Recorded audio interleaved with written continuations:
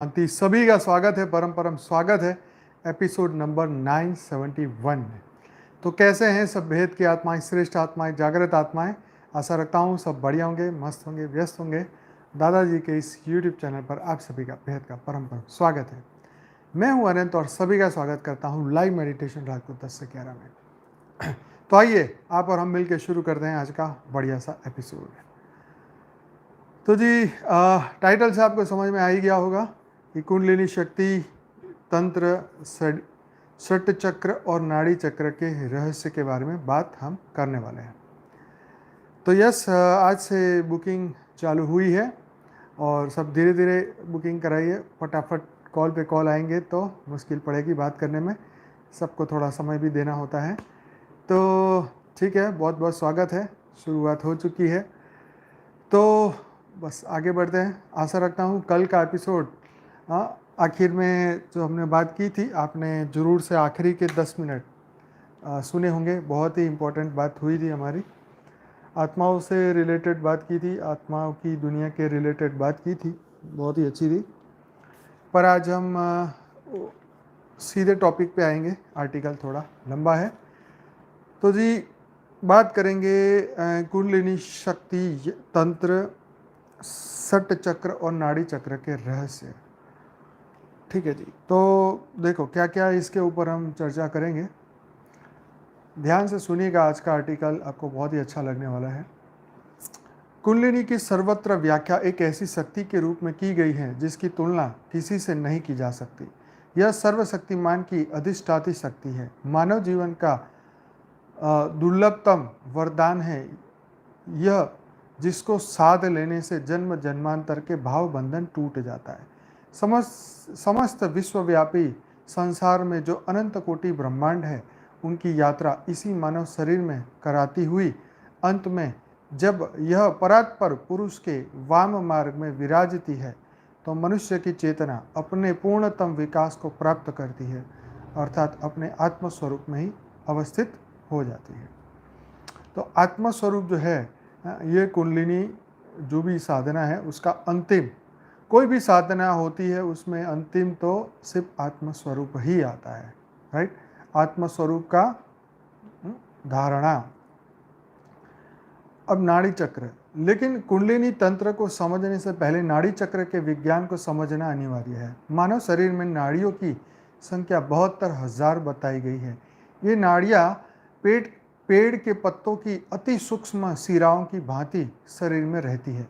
ये नाड़ियाँ मनुष्य शरीर में लिंग से ऊपर और नाभि के नीचे के स्थान, जिसे मूलाधार भी कहते हैं, से निकलकर पूरे शरीर में व्याप्त है। तो ये बिल्कुल जो 72,000 बताई जाती है ये संख्या नाड़ियाँ, तो सूक्ष्म से सूक्ष्म, राइट, ये बात यहाँ पे आती है। ये नाड़ियाँ मनुष्य शरीर में आपको ये मूलाधार, जिसे मूलाधार भी कहते हैं, वहाँ से निकलकर पूरे शरीर में व्याप्त होती है। यस, आगे बढ़ते हैं। इन 72,000 नाड़ियों में भी 72 नाड़ियाँ प्रमुख है। ये सभी नाड़ियाँ चक्र के समान शरीर में स्थित होकर शरीर तथा शरीर में स्थित पांचों प्रकार की वायु, प्राण, अपान, समान, उदान, व्यान का आधार बनी हुई है। इन 72 नाड़ियों में भी 10 नाड़ियाँ प्रधान हैं, जिनका नाम ईडा, पिंगला, सुषुम्ना, गांधारी, हस्ती, जिह्वा, पूषा, यशस्विनी, अलुम्बा, कुहू और संखिनी है। इन 10 नाड़ियों में भी प्रथम 3 नाड़ियाँ ईडा, पिंगला और सुषुम्ना विशेष महत्व की है, जो प्राण वायु के मार्ग में स्थित है। शरीर के मेरुदंड के वाम मार्ग में या बाएं नासारंध्र मतलब नाक में ईड़ा और दाईं तरफ वाहिनी नाक में पिंगला नाड़ी है। ईड़ा और पिंगला।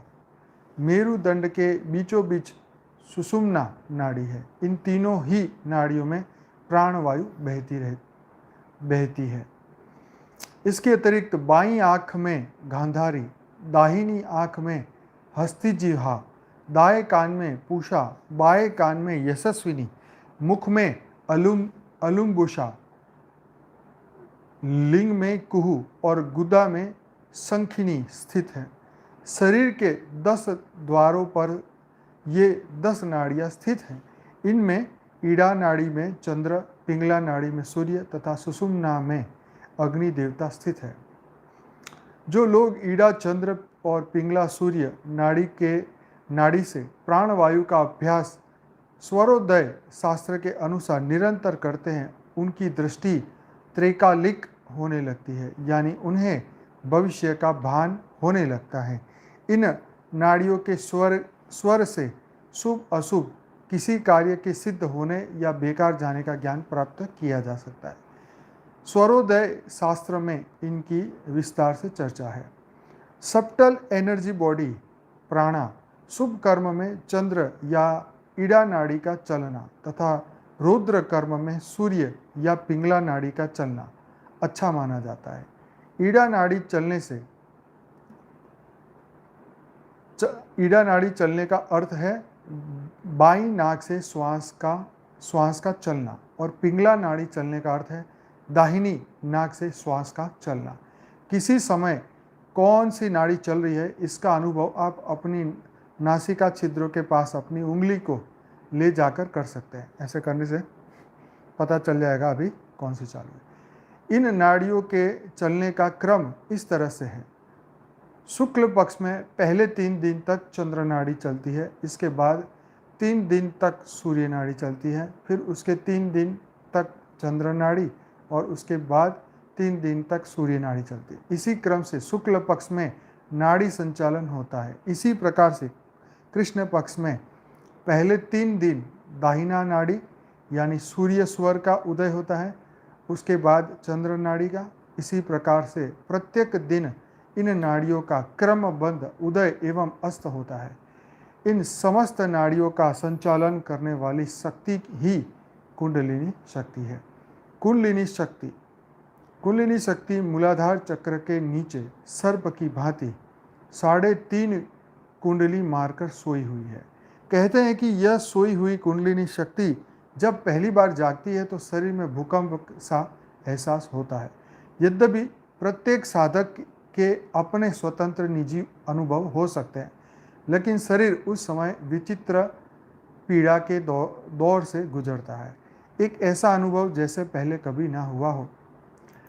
देखो, मैं इसमें ये कहना चाहूँगा कि ये एक शास्त्र है, ठीक है। इसके ऊपर कई संतों ने या जो भी इसके विशेषज्ञ है उन्होंने डेफिनेटली काम किया होगा। हमने इस पे कभी काम नहीं किया है और बापूजी भी इसके ऊपर बात नहीं करते। बापूजी सीधे आत्मस्वरूप पे ही बात करते हैं, क्योंकि इसमें जैसे यहाँ लिखा ना कि शरीर उस समय विचित्र पीड़ा के दौर से गुजरता है। अब मान लीजिए आपने ये सी चीज़ सुन ली और आप ध्यान कर रहे हैं और आपको लगा कि मेरी ये नाड़ी एक्टिव हो गई, तो आप मैसेज करके पूछो कि भाई ये क्या हो रहा है। तो हमारा ये मकसद नहीं है कि आपको इस तरीके की आपको हम ट्रेनिंग दें, ठीक है। हमारा शरीर से, हमारे ज्ञान में और योग में शरीर से कोई रिश्ता नहीं है। ये हमारी आत्मा का और परमात्मा का हमारा योग है, ठीक है। ये एक शास्त्र है, इसलिए हम पढ़ रहे हैं, ठीक है। इसमें भी कुछ सीखने को आपको मिलेगा आगे। इसीलिए योगाचार्यों ने कहा है कि बिना सुयोग्य गुरु की देखरेख में कुंडलिनी जगाने का प्रयास नहीं करना चाहिए। निरंतर साधना एवं अभ्यास से जब कुंडलिनी जागती है तो वह ऊपर की तरफ उठती है। उस समय सुषुम्ना नाड़ी प्राणवायु के लिए राजपथ बन जाती है। जैसे एक राजा राजमार्ग से अपने पूरे ऐश्वर्य के साथ निकलता है, वैसे ही प्राणवायु सुषुम्ना नाड़ी के सुखपूर्वक बहती है। उसी समय चित्त यानी मन निरालंब हो जाता है और योगी को किसी भी प्रकार का भय नहीं रह जाता। तंत्र शास्त्रों में सुषुम्ना नाड़ी की बहुत महिमा बखान की गई है। इसे शून्य पदवी, ब्रह्मरद्ध, महापथ, शमशान, सांभवी, मध्य मार्ग आदि नाम दिए गए हैं। कुंडलिनी के जागरण में महामुद्रा का विशेष विधान है। इस महामुद्रा को आदिनाथ आदि महासिद्धों ने प्रकट किया था। इस महामुद्रा से पंच महाकलेश, अविद्या, अस्मिता, राग, द्वेष और अभिनिवेश रूपी शोक मोह आदि नष्ट हो जाते हैं। जागने के बाद जब कुंडलिनी शक्ति ऊपर की तरफ उठती है तो सारे चक्र खिल जाते हैं। ब्रह्म ग्रंथि, विष्णु ग्रंथि, रुद्र ग्रंथि खुल जाती है और तथा शरीर में स्थित सट्ट चक्र पूर्ण विकसित होते हुए खुल जाते हैं। सट्ट चक्र, अब ये क्या है? शरीर के मेरुदंड के भीतर ब्रह्म नाड़ी में अनेक चक्रों की कल्पना की गई है, लेकिन मुख्य रूप से 6 चक्र होते हैं।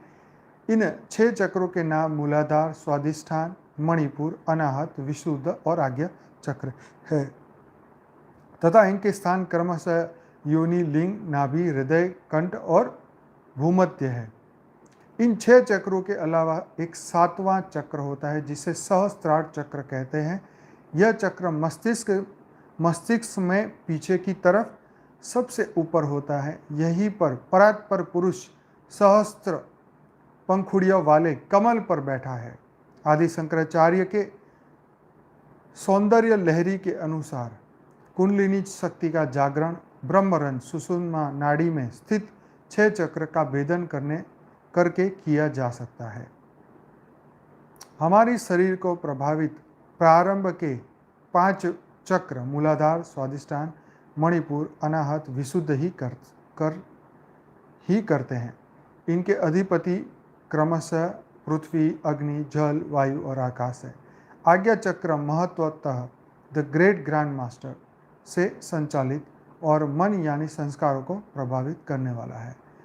सुयोग्य गुरु सर्वप्रथम योग, प्राणायाम, ध्यान और साधना के माध्यम से शिष्य के इन 6 चक्रों का भेदन करता है। इसकी शुरुआत मूलाधार चक्र से होती है। प्रत्येक चक्र के भेदन पर शिष्य को विस्मित और चकित कर देने वाली सिद्धियां प्राप्त होती जाती है। मूलाधार चक्र सुषुम्ना नाड़ी के सबसे निचले भाग में मूलाधार चक्र स्थित होता है। इसकी स्थिति गुदाधार एवं जननांगों के बीच बताई गई है। योग शास्त्रों में इसे चेतन शक्ति का प्राण ऊर्जा केंद्र कहा गया है। शरीर के इसी आधार केंद्र में कुंडलिनी महाशक्ति कुंडली मार प्रसुप्त मुद्रा में दबी पड़ी रहती है और यौगिक साधनों के माध्यम से जागृत होने पर 6 चक्रों का भेदन करती हुई सहस्त्रार की यात्रा करती है तथा अनेक अतीन्द्रिय दिव्य क्षमताओं का गुप्त भांडागार साधक के सामने खोल देती है। मस्तिष्क को प्राण विद्युत के शक्ति द्वारा की आपूर्ति इसी केंद्र के माध्यम से होती है। वैज्ञानिकों ने इस केंद्र का संबंध प्रजनन ग्रंथियों से जोड़ा है। यह वह शक्ति केंद्र है जिसमें काम वासना की अधिकता होती है और इसे साधित, नियंत्रित एवं परिकृत करके उच्चतरीय शक्तियों का स्वामी बना जा सकता है। मूलाधार चक्र की साधना करने वाले साधक वीर्यवान एवं ओजस्वी तथा तेजस्वी बनता है। यह अद्वितीय एवं अनुपम मेगा शक्ति का धनी प्रतिभावान व्यक्तित्व वाला होता है। सौंदर्य लहरी में आदि शंकराचार्य कहते हैं कि मूलाधार चक्र में स्थित कुंडलिनी शक्ति को सावित्री भी कहते हैं। इसकी आराधना करने वाला यानी इस चक्र का भेदन करने वाला साधक ऐश्वर्यवान बनता है, क्योंकि इस अखिल विश्व ब्रह्मांड का वैभव इसी शक्ति युग के हाथ संस्थित है। अब आगे आता है स्वाधिष्ठान चक्र। मूलाधार चक्र के ऊपर स्वाधिष्ठान चक्र आता है। नाभि चक्र के नीचे पेड़ू के पास स्वाधिष्ठान चक्र स्थित होता है। इसे जीवन की शक्ति का केंद्र भी कहा जाता है। वैज्ञानिकों ने इसे एड्रिनल ग्रंथि माना है और कहा है कि यह भाग वीर्य रक्षा एवं जीवनी शक्ति के पोषण लक्षण का प्रमुख केंद्र है। स्वाधिष्ठान चक्र की साधना करने से काम वासना पर नियंत्रण सधता है और साधक ब्रह्मचारी और उद्वरेता बनता है। स्वाधिष्ठान चक्र में रुद्र ही अग्नि बनकर निवास करते हैं। इस चक्र का भेदन करने से साधक पंच विद्याओं में निष्णांत हो जाता है।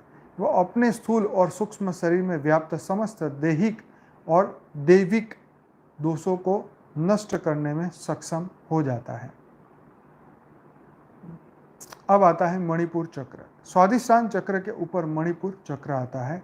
मनुष्य के शरीर में हृदय से नीचे नाभि के स्थान में मणिपुर चक्र स्थिर होता है।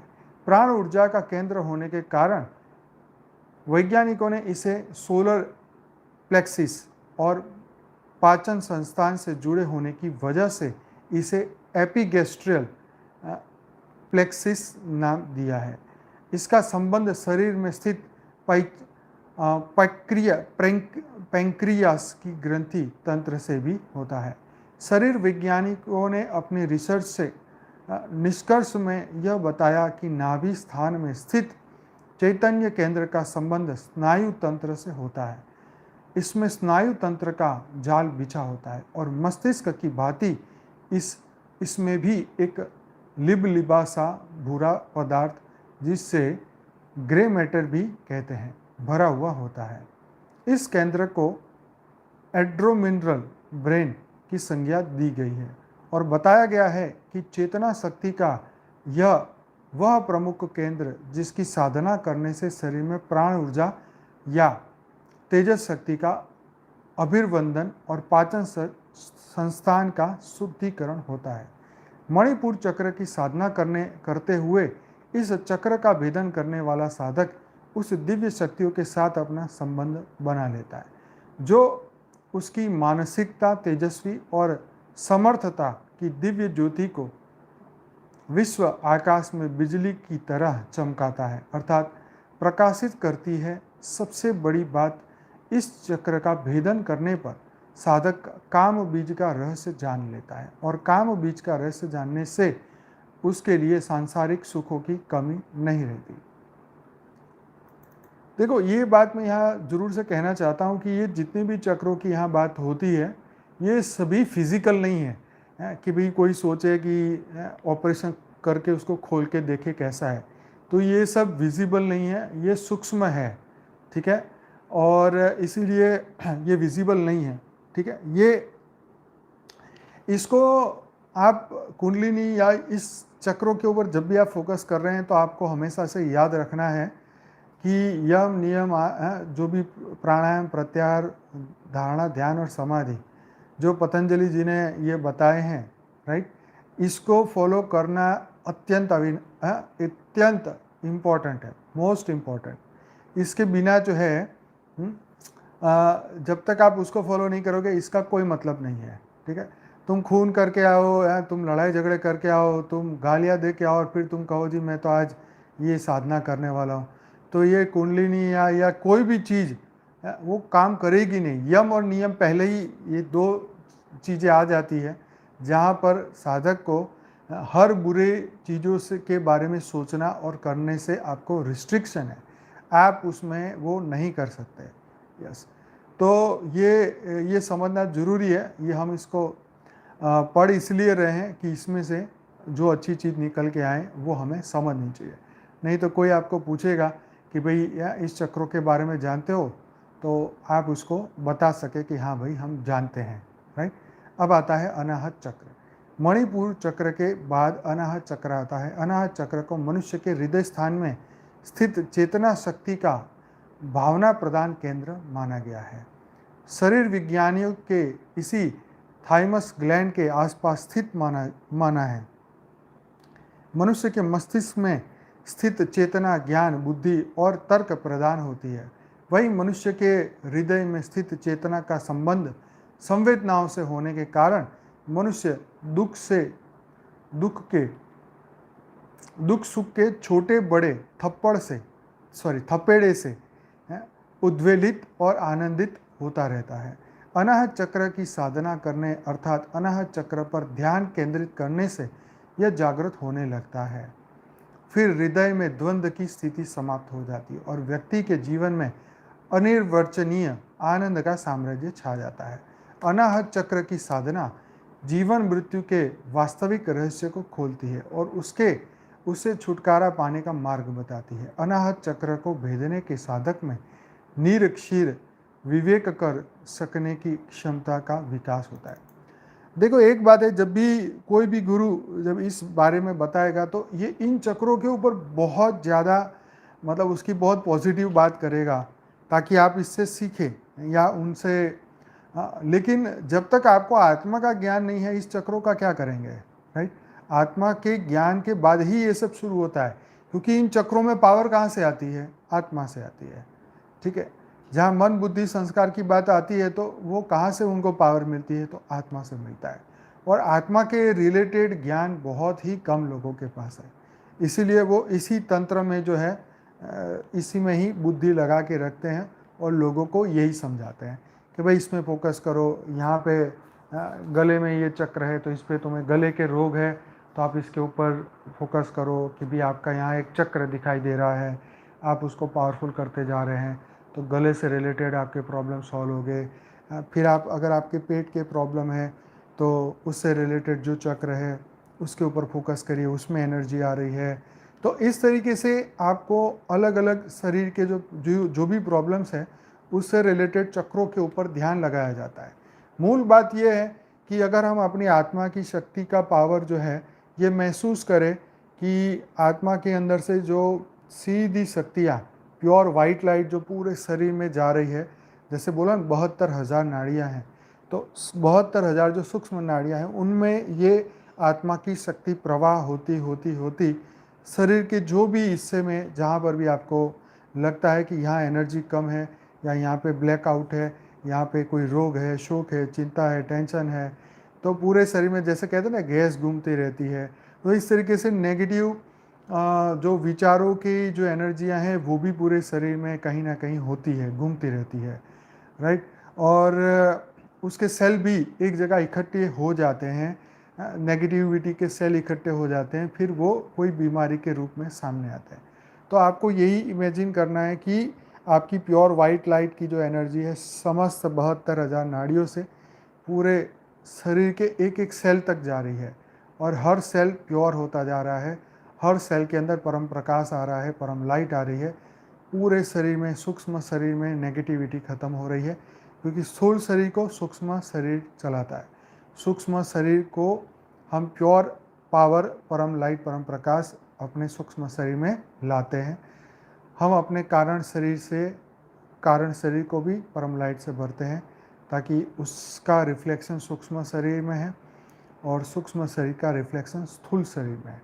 तो तीनों शरीर को हम योग में प्योरेस्ट करते जाते हैं ताकि धीरे धीरे फिर चक्रों के ऊपर फोकस नहीं होगा, आपका सीधा आत्मा के ऊपर, आत्म स्वरूप में आपका फोकस होगा और वही एनर्जी हम बेहद की कला के परम धाम से अपने परम पिता से लाएंगे और अपने यहाँ पे लाने के बाद, आत्मा में लाने के बाद समस्त शरीर में एक एक सेल में जहाँ पर भी आपको कोई भी प्रॉब्लम है, ब्लॉकेजेस है, आपको दिक्कत है या शरीर के कोई भी अंग में प्रॉब्लम है, तो आप इस प्योर वाइट लाइट को वहाँ तक लाइए।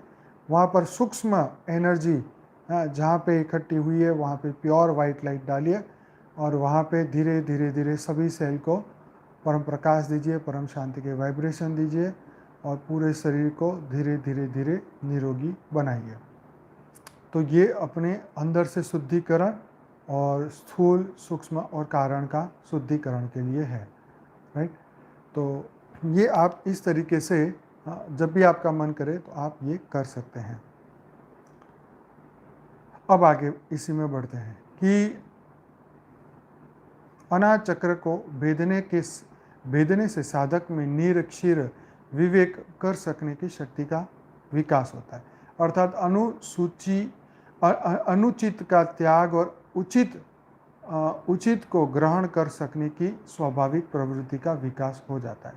इस प्रकार से वह हंस जैसा धवल और ब्राह्मी शक्ति का वाहन बन सकने की पात्रता प्राप्त करता हुआ 18 विद्या में निपुण एवं निष्कात बन जाता है। दरअसल सूक्ष्म दृष्टि से देखो तो पात्रता के अभाव से ही मनुष्य को अभावग्रस्त और असफल रहना पड़ता है। विशुद्ध चक्र शरीर के गर्दन वाले भाग में पाई जाने वाली अंतरस्राव ग्रंथि को थायराइड ग्लैंड कहते हैं। वैज्ञानिकों के अनुसार शरीर की पचन पाचन की प्रक्रिया को कार्यान्वित एवं नियंत्रित करने में थायराइड ग्लैंड की भूमिका बहुत महत्वपूर्ण होती है। यह थायराइड ग्लैंड की इस पूरी प्रक्रिया को संपन्न करती है, लेकिन बहुत कम लोगों को यह बात पता होगी कि थायराइड ग्लैंड मन की चंचलताओं को दूर करने में भी बहुत महत्वपूर्ण रोल निभाती है। योग विद्या के विशेषज्ञों ने शरीर के कंठ भाग में स्थित इस थायराइड ग्लैंड के आसपास के स्नायु प्रवाह को ही विशुद्ध चक्र संबोधित किया गया है। इसे भावना शुद्धि का केंद्र माना गया है। मानसिक असंतुलन को दूर करने के लिए इस विशुद्धि चक्र का शोधन परम आवश्यक माना जाता है। गर्दन के निचले भाग में स्थित इस विशुद्ध चक्र पर ध्यान करने से भूख प्यास सुख दुख और इन सब के कारकों पर विजय प्राप्त की जा सकती है। आवेशजन्य गतिविधियों पर नियंत्रण भी इसी चक्र की साधना यानी इस चक्र पर ध्यान करने से प्राप्त किया जा सकता है। विशुद्ध चक्र के बारे में शंकराचार्य कहते हैं कि विशुद्ध चक्र में स्वच्छ स्फटिक जैसे शिव के साथ उनकी कार्य शक्ति के रूप में निवास करने वाली तुम महाशक्ति को नमस्कार है। यह संसार तुम्हारी ही ज्योति से अज्ञान रूपी अंधकार से छुटकारा पाकर आनंदित होता है। इस चक्र का भेदन करने वाले साधक के हृदय में निरंतर आनंद और उल्लास की अनुभूति होती रहती है, मानो उसने परम आनंद की प्राप्ति कर ली हो। ऐसी व्यक्ति का केवल सामीप्य आपको प्राप्त हो जाए तो हमेशा उसी के सानिध्य की इच्छा बनी रहेगी। अब है आज्ञा चक्र। सहस्त्रार चक्र के नीचे दोनों भौरों के बीच में यहाँ पर आज्ञा चक्र स्थित होता है। इसे दिव्य दृष्टि या तीसरी आंख भी कहा जाता है। शरीर वैज्ञानिकों ने आज्ञा चक्र के संगति पीलियन ग्रंथि से बनाई है, जिसे मास्टर ग्लैंड भी कहा जाता है। इस ग्रंथि से निकलने वाला रसायन पूरे शरीर के ग्रंथि तंत्र को प्रभावित और नियंत्रित करता है। पीलियन ग्लैंड के परिष्कार से कई प्रकार के शारीरिक और मानसिक रोगों का निराकरण हो जाता है। मन में उठने वाले कई प्रकार के आवेगों और आवेशों का नाश करने वाला यह केंद्र एक बार अगर जागृत हो जाए तो वह साधक को उद्वरेता और दिव्य दर्शन की क्षमता प्रदान कर देता है। तीसरा नेत्र जब खुलता है तो उससे गुप्त और प्रसुप्त अतीन्द्रिय शक्तियों के जागरण का विशेष ज्ञान साधक को वैसे ही प्राप्त हो जाता है, सहज में ही होता है। उस समय बहिर्मुखी प्रवृत्ति का स्थान अंतर्मुखी स्वभाव ले लेता है और ऐसा व्यक्ति किसी भी क्षेत्र में प्रगति कर सकता है और उसकी चरमोत्कर्ष पर पहुंच सकता है। ब्रह्मरंध्र में स्थित पांचों चक्रों का भेदन करता हुआ साधक जब छठे चक्र यानी आज्ञा चक्र का भेदन करता है तो उसकी दिव्य दृष्टि जागृत हो जाती है। शंकर जी की तरह कामदेव को जला देने में समर्थ अग्नि रूप तीसरा नेत्र भ्रुकुटी स्थान में स्थित आज्ञा चक्र ही होता है। भ्रुकुटी स्थान में स्थित आज्ञा चक्र ही तो है। दिव्य ज्ञान की समस्त भूमिकाएं इसी केंद्र में उपजती है। अधोस्थान में जनेन्द्रिय मूल में पड़ी हुई इस महाशक्ति को उबाल कर जो इस आज्ञा चक्र के शीर्ष स्थान पर पहुंचा देता है वह साधक धन्य हो जाता है। देखो यहाँ समझने वाली बात यह है, इनका ये कहना है कि जो हमारा सबसे लास्ट चक्र है जो मूलाधार जिसको कहा गया, वहाँ से जो है एनर्जी पड़ी है उसको उठा के हमें यहाँ लानी और यहाँ पे फिर ये चक्र जागृत होगा। एक्चुअली ठीक है, उन्होंने जो लिखा है मैं उसको काटता नहीं हूँ, पर मेरा ये कहने का मतलब है कि हमारी शक्ति यहाँ पर है, दिमाग में है, राइट। यहाँ से ही पूरा शरीर कंट्रोल में है। नीचे मूलाधार में कुछ नहीं है, वहाँ कहते हैं वहाँ विषय विकार पढ़े, तो वो तो पढ़े ही है, इसमें कोई नवी बात नहीं है। सब कुछ दिमाग में विचारों पर डिपेंड है, राइट। नीचे से शक्ति ऊपर लाने का मतलब ये कि तुम नीचे के बारे में ना सोचो, क्योंकि मनुष्य को लगता है कि यही जो है ये आनंद का स्रोत है, लेकिन नीचे के मार्ग जो है आनंद के स्रोत ठीक है, कुछ पल के लिए है, लेकिन रियलिटी में जो परम शक्ति है तो आत्मा में ही है। सही बात है। तो इस आत्मा की उस शक्तियों को जागृत करने के बारे में सोचो। नीचे से ऊपर लाने का शक्ति का उसमें कोई लॉजिक नहीं है। आत्मा में ही अनंत सूर्य की शक्ति है, ठीक है। कोई शास्त्र में, कहीं गीता में भगवान ने नहीं बोला है कि इस चक्र में वो एनर्जी पड़ी है उसको ऊपर लेके आओ। ये तो सभी जिन्होंने भी अनुभव किया होगा कि भाई जब तुम नीचे के चक्र बारे में, जब तुम यौन संबंधों के बारे में सोचना बंद कर दोगे तो तुम ऑटोमेटिकली तुम्हारे वो नीचे वाले चक्र से एनर्जी वेस्ट ना होके वो एनर्जी ऑटोमेटिक ऊपर ही आएगी, सीधी सी बात है, राइट। तो ये चीज़ें हैं कि आप इसको, जितने भी नेगेटिव थिंकिंग हमारे भीतर है, अगर उसको हम बंद कर देंगे तो ये ऑटोमेटिकली पूरी एनर्जी जो है प्योर होने लगेगी। सब कुछ मन से होता है, सब कुछ मन से होता है। जब हमें दिव्य ज्ञान मिलता है तब हमें समझ में आता है कि ये सब कुछ जो है ये बुद्धि का खेल है। बुद्धि ने ही सब कुछ रचा है, बुद्धि में ही सब कुछ होने वाला है। अब हमारे पेट में दर्द होगा तो हम कहे जी हमारा ये चक्र अपसेट हो गया है, ठीक है, तुम अपनी लॉजिकल जो आपको इंफॉर्मेशन दी गई उस दृष्टि से आप सही बोल रहे हो, ठीक है। लेकिन आप ये बता दो कि कोई भी ये बता दे कि अगर आपको ये समस्या है तो लाओ मैं इसके ऊपर फोकस करता हूँ और आपको कभी इसका ऑपरेशन या कुछ कराना ही नहीं पड़ेगा, तो ऐसा परफेक्ट कोई निदान नहीं है, ठीक है। ये जो भी तंत्र बताया गया ये सहायक है, इससे ये हो ही जाएगा ऐसा संपूर्ण संभव नहीं है। इससे तुम्हारे रोग और शोक खत्म हो जाएगा ये तो संभव नहीं है। ये ऑल्टरनेटिव मेडिसिन की तरह है, ठीक है। जब आपको एलोपैथी नहीं लेनी तो आप होम्योपैथी ले लो, होम्योपैथी नहीं लेनी तो आयुर्वेदिक ले लो, ये नहीं लेनी तो ये ले लो, लेकिन सबका ठीक होने का टाइम अलग अलग है, ठीक है। लास्ट में एलोपैथी कि भाई इमरजेंसी तो ये लेना ही पड़ेगा। व्यक्ति मरने वाला है तो तुम कहो जी मैं योग कर लूँ, और तो तुम योग भी करोगे तो भी तुम नहीं बच पाओगे। जब मृत्यु है, समझ गए। इसको तुम कितने भी तुम मंत्र महामृत्युंजय कर लो, मृत्यु को नहीं रोक सकते। अगर रोक भी लिया कुछ पल के लिए तो फिर भी मृत्यु तो होनी है, चाहे साधु संत महात्मा गुरु चेला कोई भी हो, ठीक है। ये बात आपको बिल्कुल सत्य समझ के समझना है कि हमें जीने के लिए ये मंत्र के नहीं, हमें विश्व कल्याण के लिए जीना है, ठीक है। मृत्यु तो तुम्हारी हजारों बार हो चुकी, जितने बार जन्म हुए और इतनी बार मृत्यु हुई, इसमें कोई नई बात तो है ही नहीं। कोई मंत्र कोई तंत्र तुम्हारी मृत्यु को नहीं रोक सकता है, सीधी सी बात है। इसलिए ये सोच के कि घर में महामृत्युंजय चलेगा घर में कोई मरेगा नहीं, तो ये तो एकदम ये अपने आप को उल्लू बनाने वाली बात है। हम आंखें बंद करके जी रहे हैं, कौन है जो यहाँ से नहीं गया शरीर छोड़ के? तो फिर कोई अमर नहीं बन सकता ये मृत्यु से, और पांच तत्वों के साथ अमर कोई बन ही नहीं सकता है। बताते हैं शास्त्रों में कि युधिष्ठिर ही स्वर्ग में शरीर गए, शरीर के साथ गए, लेकिन फिर वो कितनी देर रहे वहाँ पे? उनको भी शरीर तो बदलना ही पड़ा। तो पांच तत्वों से तुम वहाँ पे रह ही नहीं सकते, राइट।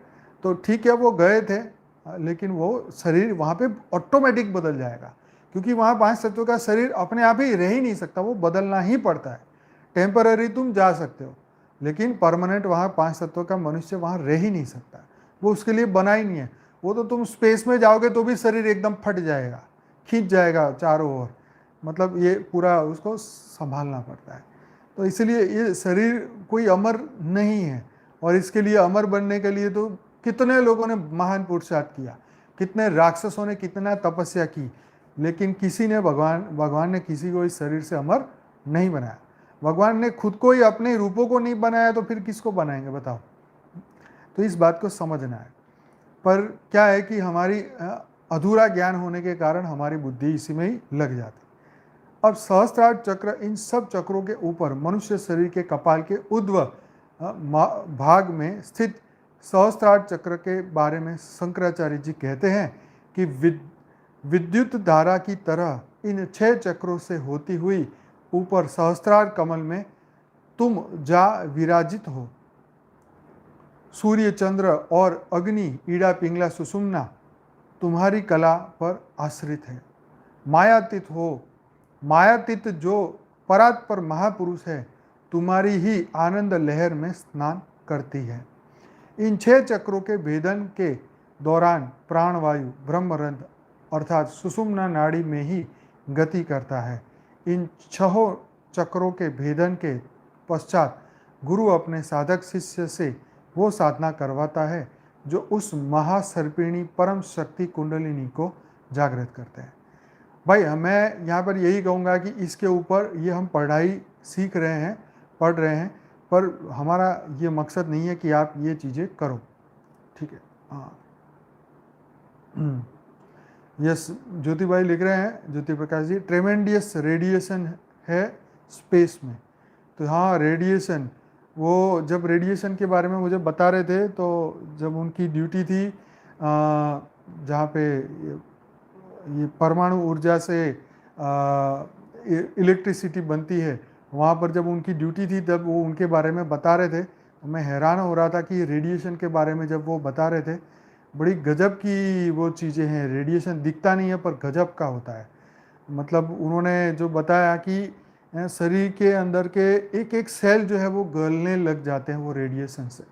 आपको पता भी नहीं चलता, आंखों से पता नहीं चलता, उसके इतना पावरफुल ये रेडिएशन होता है कि वहाँ पे जिस जगह पे ये चीज़ें होती है, आप वो सूट पहने के बिना आप वहाँ जा ही नहीं सकते।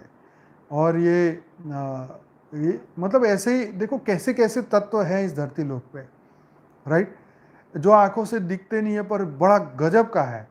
कोई बोले जी ऐसा हो ही नहीं सकता, मेरे को तो आंखों से दिखे वही सत्य लगे, तो जाओ भाई, आपको वहाँ भेज देना। तो वहाँ तो मनुष्य को जाना ही अलाउड नहीं है, वहाँ जानवरों को भी जाना अलाउड नहीं है। वहाँ जानवर भी गए तो उनको भी सेम रिएक्शन होगा जैसे मनुष्य को होता है, उनके भी शरीर के अंग गल जाएंगे। तो ये रेडिएशन बड़ा ही खतरनाक चीज़ें होती हैं। हमने तो भाई इनसे, ज्योति प्रकाश भाई से बात की तो समझ आया, क्योंकि हमने तो कभी किसी से सुना ही नहीं। तो उनकी जब ड्यूटी थी तो उन्होंने सब देखा और फिर बताया। तो एक बार जब कुंडलिनी शक्ति जागृत हो जागती है तो ब्रह्मरंध्र में 6 चक्रों में होती हुई विद्युत गति से सीधा सहस्त्रार में जा सकती है। ऐसा होना उस मनुष्य के भीतर के साथ साथ इस ब्रह्मांड की भी दुर्लभतम घटनाओं में एक होता है, क्योंकि यह पराशक्ति का उस परात्पर पुरुष से मिलन है जो एक मनुष्य शरीर द्वारा संभव होता है। ऐसा होते ही उस मनुष्य का कपाल एक तेज और गंभीर आवाज के साथ फटता है। उसका ब्रह्मांडीय शरीर अपनी पूर्ण विकसित अवस्था को प्राप्त करता हुआ उस सत्य चित्त आनंद को प्राप्त होता है, जिसे साकार ब्रह्म के उपासक सायुज्य मोक्ष और निराकार ब्रह्म के उपासक केवल्य मोक्ष के रूप में जानते हैं। हे जगत जननी मातृ स्वरूपा, तुम्हें बारंबार प्रणाम है। तो भाई ये बात थी कि ये शक्तियों के बारे में हमने बात करी, कुंडलिनी शक्तियों के बारे में, लेकिन अंत में तो ज्ञान मार्ग ही श्रेष्ठ है, राइट। सिर्फ इसके ऊपर ध्यान लगाने से तुम्हें कुछ प्राप्ति हो जाएगी, ठीक है, आपकी सोई हुई शक्तियाँ जाग जाए या इस तरीके की बात से हमें एक अट्रैक्शन हो जाता है कि यार इससे हमें फ़ायदा हो जाएगा। यस,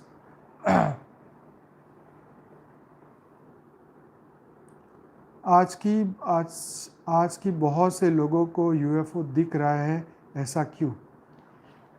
तो भाई यूएफओ की गतिविधियाँ तो बढ़ेगी जब धरती लोक पे कुछ ना कुछ वो एक्शन रिएक्शन करने वाले होंगे, तो ये गतिविधियाँ तो बढ़ने वाली है और बढ़ेगी, आगे आने वाले समय में तो बढ़ेगी। खैर, तो हम ये चाहते हैं कि आप आत्मा के ऊपर फोकस करें, ना ही इन चक्रों के ऊपर, क्योंकि इसमें क्या होगा कि आपका मन आपको बहुत कंफ्यूज करेगा और फिर कंफ्यूजन इतनी पैदा करेगा, पेट में भी दर्द होगा तो आप कहो जी मेरा तो ये प्रॉब्लम हो गया, अब पूरा फोकस उसमें लग जाएगा, मेरे चक्र ठीक नहीं है, मेरे योग नहीं लगता, मेरा मन नहीं लगता, तो आपकी बुद्धि वहीं जाके अटक जाएगी। तो अटकाना नहीं है, ये शरीर का धर्म है, ठीक है। अब खाना अच्छी तरह नहीं खाया, एक्सरसाइज नहीं की, प्राणायाम नहीं किया बस ठूसी जाओ ठूसी जाओ ठूसी जाओ, तो सभी चक्र खराब होने वाला है। ठीक है, तो ये एक विवेक का उपयोग करने की बात है ना। इसमें चक्रों को दोष देना ठीक नहीं है। फिर तुम नेगेटिव थिंकिंग करी जाओ, तुम्हें कंटिन्यू भय डर और इस तरीके की फीलिंग में अगर तुम रहोगे तो तुम स्वस्थ नहीं रह सकते। एक सीधी सी बात है, राइट। और इस तरीके से हम इस मार्ग से भटक जाएंगे, फिर अंत में क्या हो जाएगा, हम नास्तिक बन जाएंगे। तो इसलिए ये एकदम जरूरी है कि आप आत्मज्ञान पे ही फोकस करें, राइट। आप पतंजलि जी के जो ये 8 अंग जो हमने बात करी उसी पे फोकस करिए, राइट। और ये इसको इसलिए छोड़ दीजिए चक्र जागृति, क्योंकि इसमें अब वो रियल जो गुरु होने चाहिए ऐसे है नहीं, सिर्फ कन्फ्यूज़न ही कन्फ्यूज़न है। बातें बड़ी बड़ी हॉल बड़े बड़े पब्लिक को इकट्ठा कर देना और बाद में उनको भ्रमित करना, क्योंकि वो आत्मा पे ही फोकस नहीं करेंगे, मन बुद्धि संस्कार पे फोकस नहीं करेंगे, तुमको थियरी ऑफ कर्म पे फोकस नहीं कराएंगे, तो ये सब चीज़ों का फ़ायदा क्या होगा, कुछ नहीं होगा। तुम बार बार दुखी होगे, फिर बार बार उन्हीं के पास जाओगे, तो उनकी दुकान चलती रहेगी। तो ये बात बिल्कुल समझना जरूरी है। इसलिए इन चक्रों के ऊपर फोकस ना करो, सिर्फ बापूजी हमेशा बोलते हैं आत्मा पे फोकस करो। आत्मा से ही स्थूल शरीर, सूक्ष्म शरीर, कारण शरीर, सब कुछ उसी से है। सब कुछ कारण शरीर में रिकॉर्डेड है, कर्म के बंधन रिकॉर्डेड है, नया कर रहे हैं वो रिकॉर्ड हो रहा है, तो उसके ऊपर फोकस करो। जितना आप थियरी ऑफ कर्म पे फोकस करोगे ना, उतना जीवन सरल होता जाएगा, बढ़िया होता जाएगा, राइट। कल हम बात करने वाले हैं, क्या वास्तव में श्रापित देवताओं को कष्ट भोगने के लिए धरती पर मनुष्य योनि में भेजा जाता है। तो ये आर्टिकल हम कल चर्चा करने वाले हैं। तो वापस यही बात थी कि आत्मा के ऊपर फोकस करो, अपने मन के ऊपर फोकस करो कि मन में अभी क्या कचास है, बुद्धि के ऊपर फोकस करो कि बुद्धि में अभी क्या रोग है, शोक है, कौन सी बुद्धि है, हितकारी बुद्धि है, अपने अहित वाली बुद्धि है, या दूसरों के अहित के बारे में सोचती रहती है हमारी बुद्धि, तो उसके ऊपर फोकस करो। अपनी सोच पे, अपने विचार पे, अपने संकल्प के ऊपर, अपनी भावनाओं के ऊपर ये लाना बहुत ज़रूरी है। नियंत्रण, भावनाओं पे नियंत्रण बहुत ज़रूरी है, क्योंकि भावनाओं में ही आकर मनुष्य जो है अच्छा बुरा और ईगो क्लैश, ये सब कुछ भावनाओं के कारण ही होता है, राइट। ये भावनाओं से ऊपर इंसान नहीं उठ पाता, इसीलिए मैं पैदा हो जाती है और मैं को ख़त्म करने का कोई रास्ता नहीं है। सिर्फ ज्ञान मात्र से ही आप इसको मैं को ख़त्म कर सकते हैं। अगर मनुष्य ये सोच ले कि ये शरीर सिर्फ और सिर्फ मिट्टी है और कुछ नहीं, मेरी जो मैं है वे तो सिर्फ और सिर्फ परम परम परम परम आत्मा हूँ, मेरी जो शरीर की मैं तो शरीर के साथ ही खत्म हो जानी है, देह का जो अभिमान है वो देह के साथ ही नष्ट होने वाला है, राइट। तो इस शरीर की मैं सिर्फ मैं राख हूँ, मैं मिट्टी हूँ, मैं कुछ नहीं हूँ। तो इस इंसान को कभी बुरा लगेगा, सामने वाले ने कुछ भी कहा तो क्या इस शरीर को बुरा लगेगा कि जब मैं ये शरीर मेरा मिट्टी है और मैं तो चैतन्य हूँ और मुझे किसी से कोई लेप छेप नहीं है। अगर हम इस तरीके की भावना पैदा करेंगे तो क्या हमें ये इमोशंस, ये भावनाएं हमारे साथ खेल पाएगी। ये समझना है कि दुख अहित जितना भी हम सोचते हैं लोगों के बारे में, वो क्या सोचेगा, इससे ये लोग मेरे को बुरा सोचेंगे भला सोचेंगे, बहुत कुछ आपके बारे में लोग सोचते ही रहते हैं, उनका काम है सोचना। तो लोग जो है वो सोचेंगे करेंगे, लेकिन आपको अपने लक्ष्य पे अड़े रहना है, अपनी आत्मा की शक्ति को हर पल बढ़ाना है। भगवान ने, कृष्ण ने गीता में यही कहा है कि बस तू कोई भी सिचुएशन में हो आत्मा के ऊपर फोकस कर बस। हाँ, ईश्वर की याद में रहोगे तो सब कुछ चैनलाइज होगा। यस, ये चैनलाइज है। ये इमोशंस जो इकट्ठे हुए हैं हाथों में पैरों में कहीं पर भी, जो दुख का कारण बनते हैं, रोग और शोक का कारण बनते हैं, उनको कैसे भी करके नष्ट करना है। तुम यज्ञ करके करो, पूजा करके करो, हवन करके करो, माला फेरो, तुम 4 धाम जाओ, बद्रीनाथ जाओ, वहीं जाके झोपड़ी बांध के रहो, पर अपनी भावनाओं को कंट्रोल में लाओ। हर जगह पर यही चीज़ आपको कहीं पर भी जाओगे, चलो ये तो हो गई आध्यात्मिक की बात। और झूठी दिलासे देने वाले बहुत है कि आप हमारे साथ 1 घंटा योग करोगे, देखो कितना फर्क पड़ जाएगा। 100% पड़ेगा। जितना आप मन को शुद्ध करोगे इतना अपने आप में पढ़ना ही पढ़ना है। 1 घंटे के लिए दुनिया की माया से हट के एक शुद्ध वायुमंडल में जाओगे तो पढ़ना ही पढ़ना है, चाहे आप मेरे पास बैठो या किसी और के पास बैठो, सीधी सी बात है। लेकिन जब तत्व चिंतन की बात होती है, जब आत्मज्ञान की बात होती है, ब्रह्म ज्ञान की बात होती है, तो इससे हमारे अनंत काल से जो प्रश्न हमारे भीतर है उसका नाश होता है, राइट। और उसके भीतर जो क्वेश्चन के जो बीज पड़े वो नष्ट हो जाते हैं। तो ये ज्ञान से ही ये हम अपने आप को एक दिन प्योर कर पाएंगे। ज्ञान इसीलिए बहुत ही महत्वपूर्ण है। हमेशा ये याद रखिए कि ज्ञान ही गीता में कहा गया ना कि ज्ञान जब परम तत्व सूर्य की भांति प्रकाशित हो जाएंगे, हाँ, तो तब आत्मा आपकी परम प्रकाश की बन जाएगी, परम सूर्य के भांति आप प्रकाशित हो जाओगे। तो इसलिए ज्ञान ही श्रेष्ठ क्यों कहा गया? क्योंकि ज्ञान से अच्छे बुरे का विवेक पैदा होता है, पता चलता है कि क्या सही है गलत है।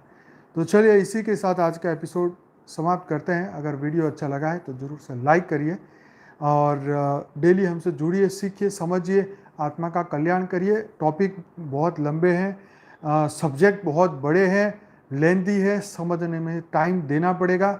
बिना समय दिए कोई यहाँ चुटकियों में कोई जादू होने वाला नहीं है, लंबे समय का अभ्यास है। इस लंबे समय का अभ्यास कई लोगों को कई जन्मों तक करना पड़ेगा, ठीक है। फिर भी अगर इस जन्म के भीतर अगर हमने इस दिव्य ज्ञान को प्राप्त किया, समझ लिया, अनुभूति की, आपको समझ आ गई और आपके भीतर वो तीसरा नेत्र खुल गया, ज्ञान से वो खुलेगा, तब आप जीवन मुक्ति को इसी जन्म में प्राप्त करोगे, राइट। तो तीसरा नेत्र खोलने के लिए ज्ञान ही चाहिए। तो सभी बेहद की आत्माएं अपनी अपनी आंखें बंद करें, परम लाइट, परम प्रकाश की अनुभूति करें, परम शांति की अनुभूति करें, विश्व में परम लाइट, परम प्रकाश फैलाए, परम परम परम महाशांति के वाइब्रेशन चारों ओर फैलाए। सभी बेहद की आत्माएं अपनी अपनी आंखें बंद करें, रिलैक्स हो जाएं, चिंता, स्ट्रेस, तनाव से मुक्त हो जाएं।